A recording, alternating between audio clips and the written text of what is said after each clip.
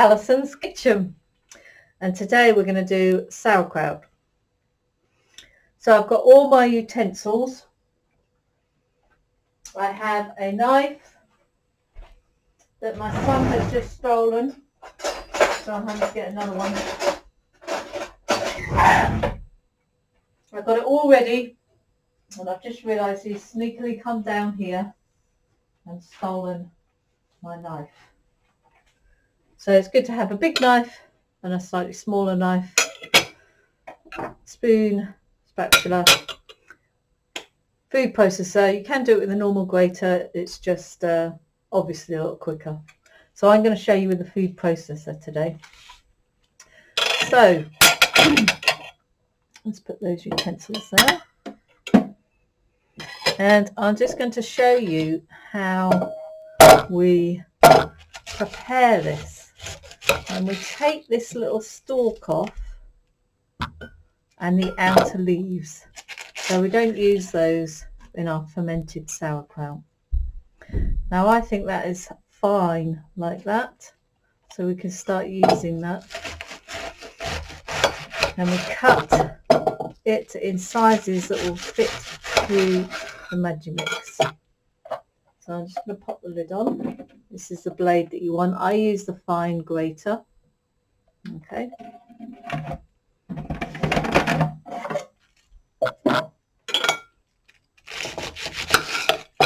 And pop that in. Cutting it to the size of your food processor.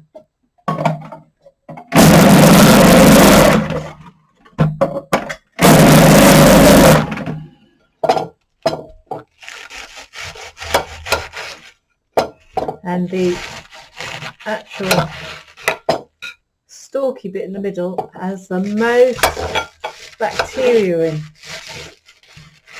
So we often omit that, and if we cook it, we're killing the bacteria. If we ferment it, it makes it easier to digest, and we get all the bacteria.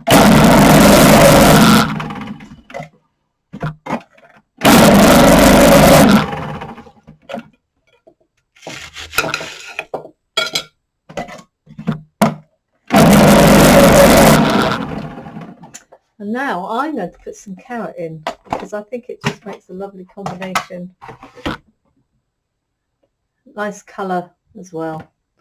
So I'm just going to put 2 carrots in.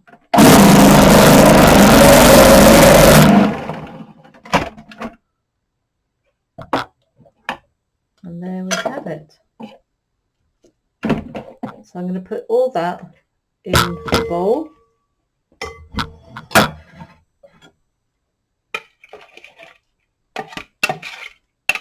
Grate that round. I'm not going to be too fussy because what I'm doing is I'm putting this blade in now, and to catch all these ones that didn't grate. And these little ones, I can just pop those in. And this gives a coarser effect. Because you've got the combination of the fine and the coarse, I think that's lovely. These bits that didn't quite grate, you can get those out. Okay. Let's give that a little stir. There's another big one. Not going to be too fussy.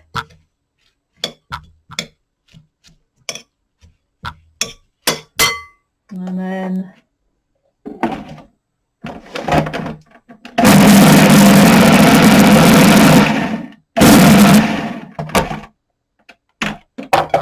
they've just been chopped quite nicely. Okay.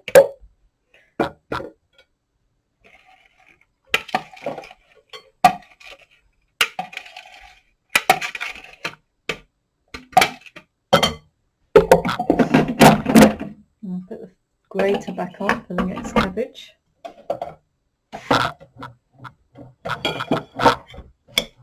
Well, that's looking pretty good.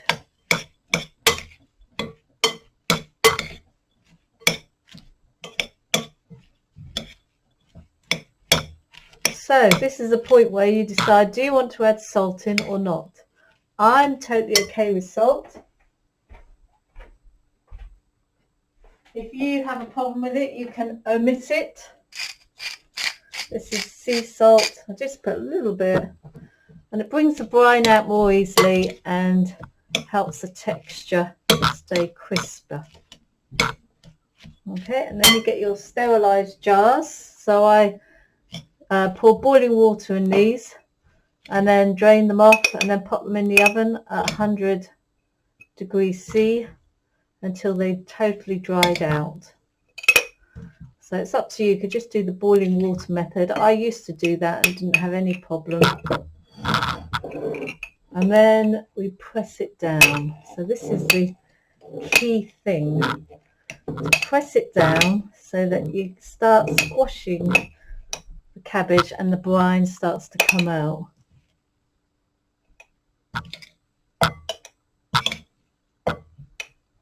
Okay.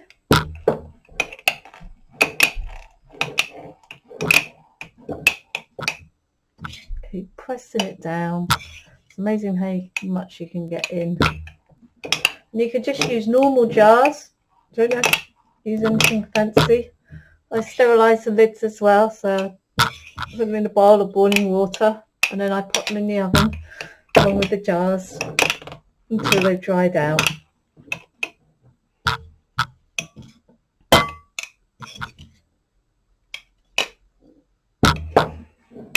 Okay. We need to leave a little gap for the cabbage to expand as it ferments, and then the juice starts coming out. So you don't fill it right to the top. You want a little bit of a gap. Okay. So let's do the next one. Next cabbage. So same thing. Chop that stalky bit off. Take the outer leaves off until you're happy. Maybe take that off as well.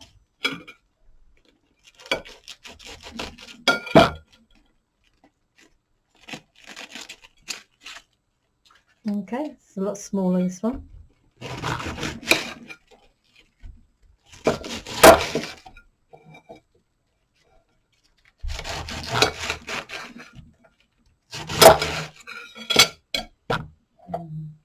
Put the lid on. Imagine what's going on.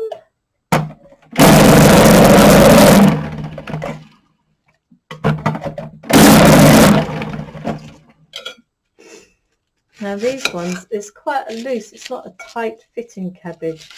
So I'm actually going to just loosely chop these because the grating might mash it too much. It's not a very firm cabbage. So I'm just going to pop that in the bowl.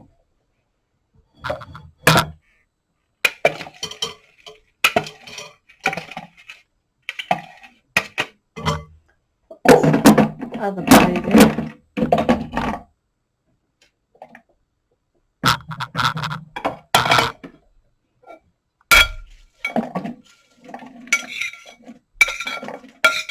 And then use that round.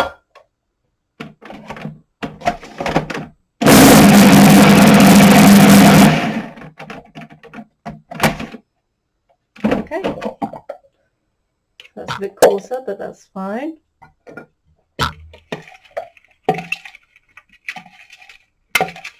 Now you experiment with your own ratio of carrot to cabbage. You can just ferment carrot. That would work as well. You have to be careful with the sugar content of the carrot because then the other bacteria can take over. And rather than fermenting to a vinegar, it actually ferments and goes off. So the vinegar, the lactic acid, actually preserves it. So I'm okay with that. Don't need to put any more carrot. So I'm going to put a little bit of salt in.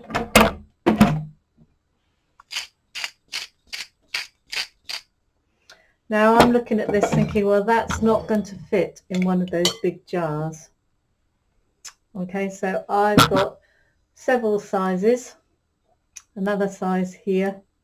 So I'm just going to fill that up before I go on to the red cabbage, because I like to have different colours of sauerkraut.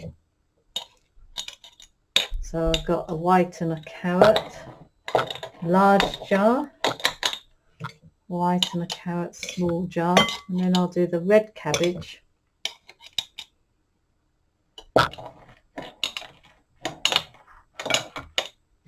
And you can hear the juice squeezing out.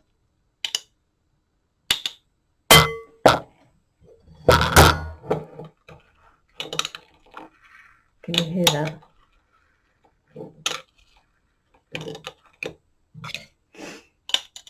So that's the secret, to press it down and get the juice. The brine holds the bacteria which will ferment the cabbage. Okay, so now with the red cabbage, so cut the stalk off, take the outer leaves off.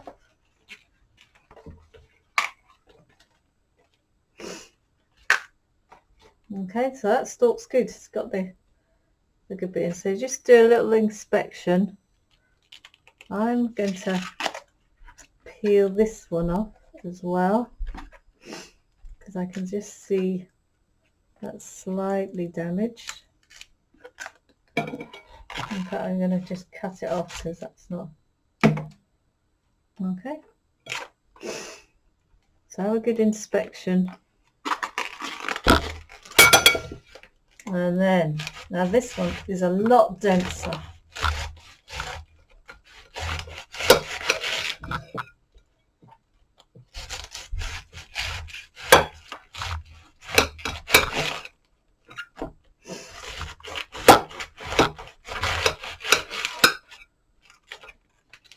That's a lovely cabbage. Same process. Apparently, red food, purple foods, was the point, can really help you build resistance to Alzheimer's. So that's purple food.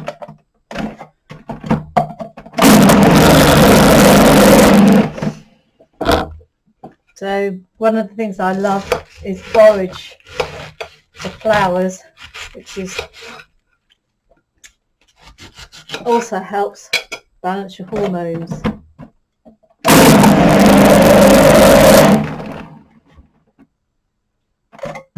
And put a couple of carrots in as well.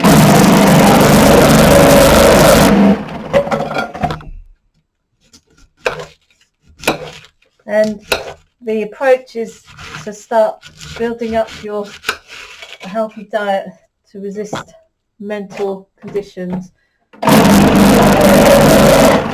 in your midlife. So when you're 70, you might have missed the boat, but changing your diet can make a big difference to healthy mental health when you get older, apparently. So that's going to stick there, so I'll shave that off a bit. Okay. And this last stalky bit,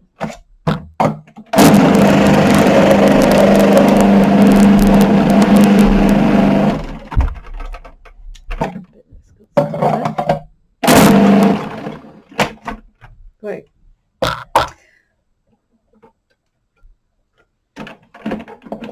Well, that's a good batch.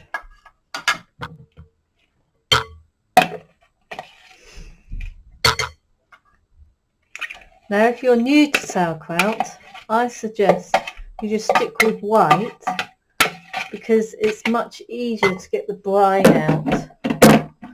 And I suggest to people just having the brine to see how they react. Because some people say they can't digest cabbage, but if you introduce it slowly, you get the bacteria, and then it's the bacteria that digest it.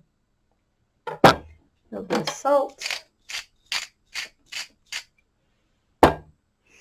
So start off with white. Just had the brine for a few days, and all this is on my website. If you're new to SauerKraut, there's a guide there. And if everything's okay, gradually introduce the solids, a teaspoon at a time, once a day, and then maybe build that to twice a day. And now I have a couple of tablespoons 2 or 3 times a day. So now I'm just going to put these bits in.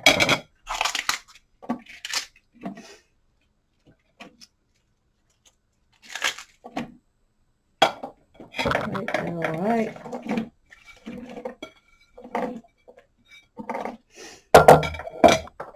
Whiz that up.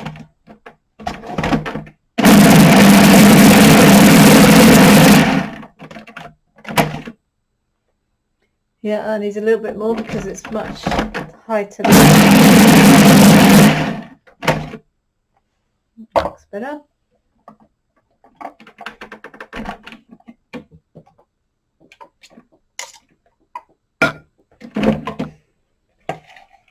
So I use organic cabbage where possible, because if you're using non-organic cabbage, then it doesn't ferment as well.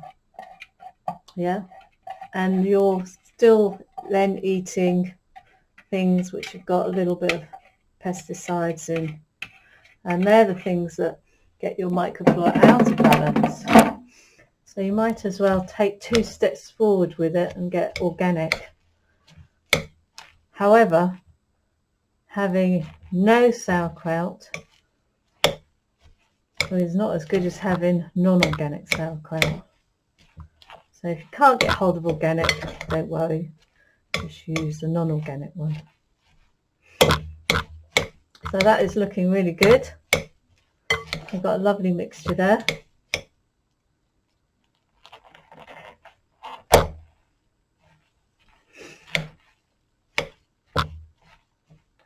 Any big bits I just try and break up, but they will ferment still in the juice.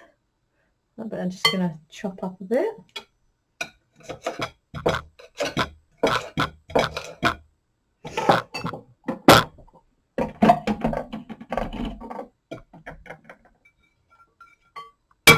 I can digest cabbage at all, so when I started SauerKraut I took it really easy. A little bit of juice, monitored my bowels, 1 step at a time, and now I can eat it, massive amount of it, and I love the taste. So we've got plenty there to do the big jar.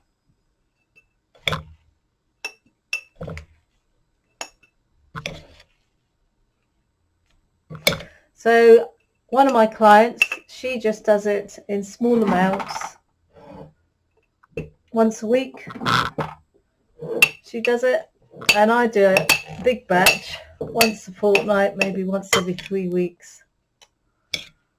I prefer to do a big batch. Also it brews for longer. She makes it every week, and then once it's fermented, and it might take 3 days to start to ferment.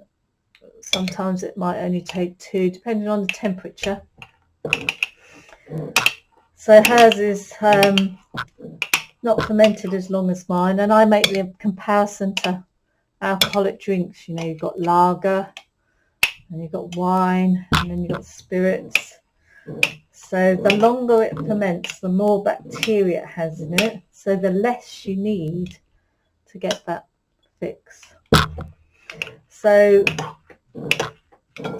if you're new to it, it'll be good for you to have something which is quite brewed for a short time. So, but once you've got established with it, having a brew that's been around for a couple of months gives a lovely taste. So now we have quite a lot there, so I'm going to get another jar, another big jar, and fill this one up.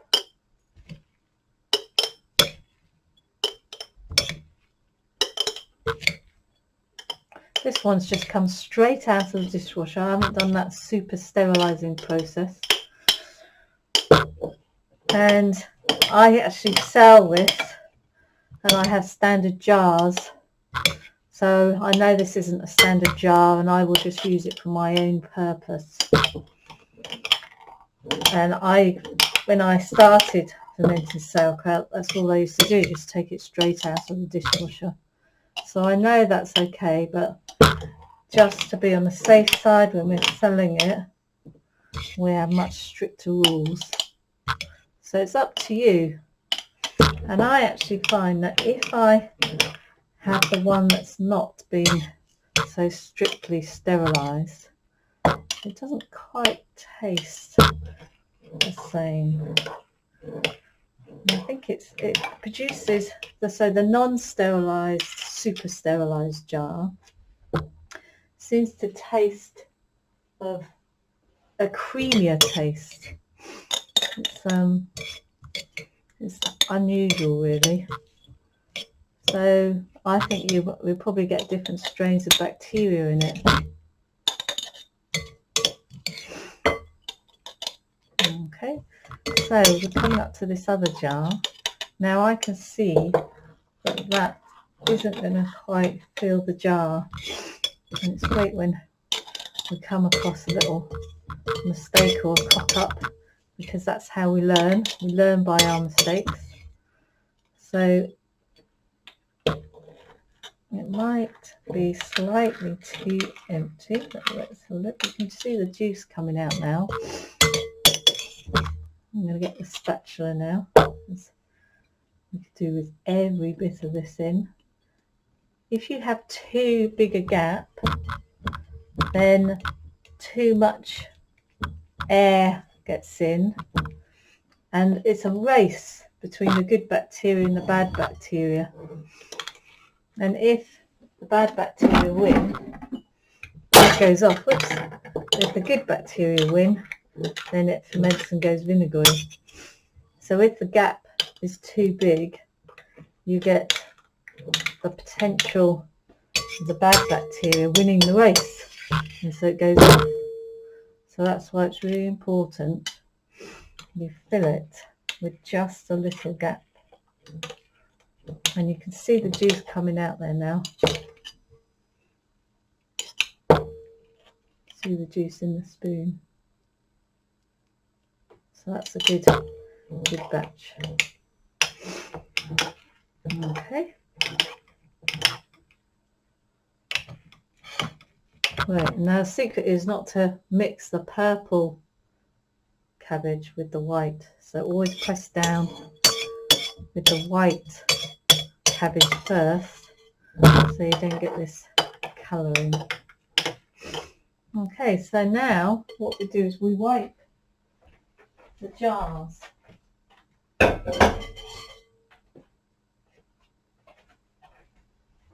So the white cabbage one first, give that a wipe.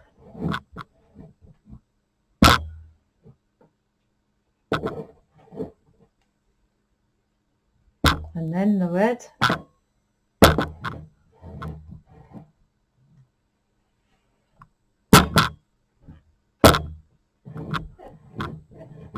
Just the rim, because we want to start wiping that down for the lid to go on.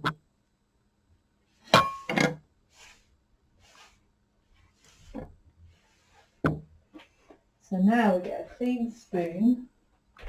I'm just going to rinse my hands.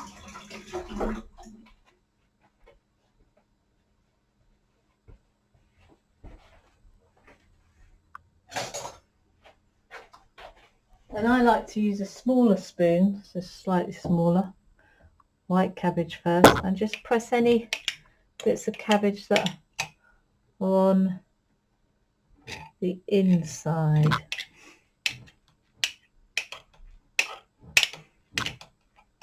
And then we pop the lids on.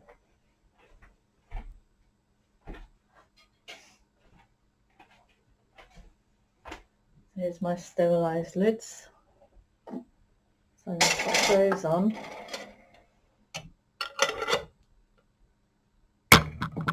White one first.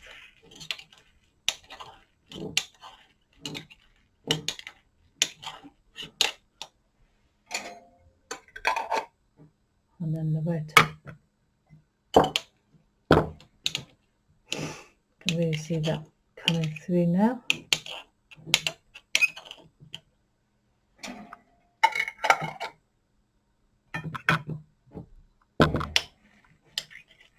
So you're getting all the bits that are on the edge, pressing them down. Now some people say, oh well, you need to have prebiotics with it. So prebiotics are the vegetables that have the bacteria that create a good environment for the bacteria to populate your gut. But you can add that in on whatever you're eating. I don't like to add it into the sauerkraut because there's sometimes when I just want sauerkraut, I don't want to have a onion smell on my breath. So I add that on my plate as and when. Because there are other benefits of sauerkraut other than just bacteria. It's very alkaline forming, and it also cleanses your gut. That's why it's good to eat it with food. And then we pop this on a work surface that you will see regularly, and you press it down 2 or 3 times a day. And I've got this big plate because if the juice, the brine, starts overflowing, you don't want purple cabbage getting on your work surface because it can stain. So I pop everything on a plate that will not stain from the juice. And then I put that somewhere where I see it and it'll go, oh yes, I need to press that down. And I have my spoon there already, rinse it every time, press it down 2 or 3 times a day, and then once it starts fermenting, it makes loads of bubbly noises and it's all exciting stuff. And after a while the fermentation reaches its peak, and at that point, you know, you can pop it in the fridge or in a cupboard and leave it. You don't need to press it down once it's reached its peak of fermentation. So I'm going to just show you little snippets of this as it brews. So if you want to come back and visit my YouTube channel to see how this is brewing over the next few days, and you can see all the bubbles and the brine coming out. Okay, as always, if you've got any questions, just email me. And remember, to start off with, you can just get 1 cabbage and just grate enough to do 1 jar. You don't have to do a big batch. So take 1 step at a time. Remember, the best way to change your habits is to use the piggybacking technique. So add it on to something that you're already doing, or chunk it down as well. That's the other thing. So now I'm going to clear all this away, but in my mind I'm chunking it down. I'm thinking, well, I can do that once I've had a cup of tea or something. Yeah, and I prepared all this before and then went for a run and then came back and then did it. So chunking down and piggybacking to help you change your habits. Okay, enjoy, and I'd love to hear how you get on. Bye.